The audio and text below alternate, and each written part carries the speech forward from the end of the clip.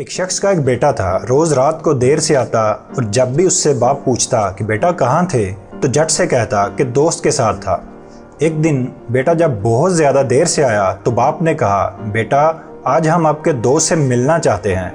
بیٹے نے فوراً کہا، ابا جی اس وقت ابھی رات کے 2 بجے ہیں، کل چلتے ہیں۔ نہیں، ابھی چلتے ہیں، آپ کے دوست کا تو پتہ چلے۔ باپ نے ابھی پہ زور دیتے ہوئے کہا۔ جب اس کے گھر پہنچے اور دروازہ کھٹکھٹایا تو کافی دیر کوئی جواب نہ آیا۔ بالآخر بیلکنی سے سر نکال کر ایک بزرگ نے جو اس کے دوست کا باپ تھا آنے کی وجہ دریافت کی تو لڑکے نے کہا کہ اپنے دوست سے ملنے آیا ہے اس وقت، مگر وہ تو سو رہا ہے۔ بزرگ نے جواب دیا، چچا آپ اس کو جگاؤ، مجھے اس سے ضروری کام ہے۔ مگر بہت دیر گزرنے کے بعد بھی یہی جواب آیا کہ صبح کو آ جانا، ابھی سونے دو۔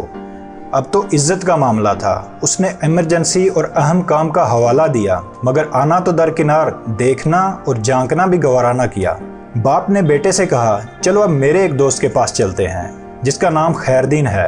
دور سفر کرتے اذانوں سے پہلے وہ اس گاؤں پہنچے اور خیردین کے گھر کا دروازہ کھٹکھٹایا، مگر کوئی جواب نہ آیا۔ بالآخر اس نے زور سے اپنا نام بتایا کہ میں الادین، مگر پھر بھی دروازہ ساکت اور کوئی حرکت نہیں۔ اب تو بیٹے کے چہرے پہ بھی فاتحانہ مسکراہٹ آ گئی، لیکن اسی لمحے لاٹھی کی ٹھک ٹھک سنائی دی اور دروازے کی زنجیر اور کنڈی کھولنے کی آواز آئی۔ ایک بوڑھا شخص برآمد ہوا جس نے لپٹ کر اپنے دوست کو گلے لگایا اور بولا کہ میرے دوست بہت معذرت، مجھے دیر اس لیے ہوئی کہ جب تم نے 27 سال بعد میرا دروازہ رات گئے کھٹکھٹایا، مجھے لگا کسی مصیبت میں ہو، اسی لیے جمع پیسے نکالے کہ شاید پیسوں کی ضرورت ہے، پھر بیٹے کو اٹھایا کہ شاید بندے کی ضرورت ہے، پھر سوچا شاید فیصلے کے لیے پگ کی ضرورت ہو، اس لیے ساتھ لایا ہوں۔ اب سب کچھ سامنے ہے، بتاؤ کس چیز کی ضرورت ہے؟ یہ سن کر بیٹے کی آنکھوں سے آنسو جاری ہو گئے کہ ابا جی کتنا سمجھاتے تھے۔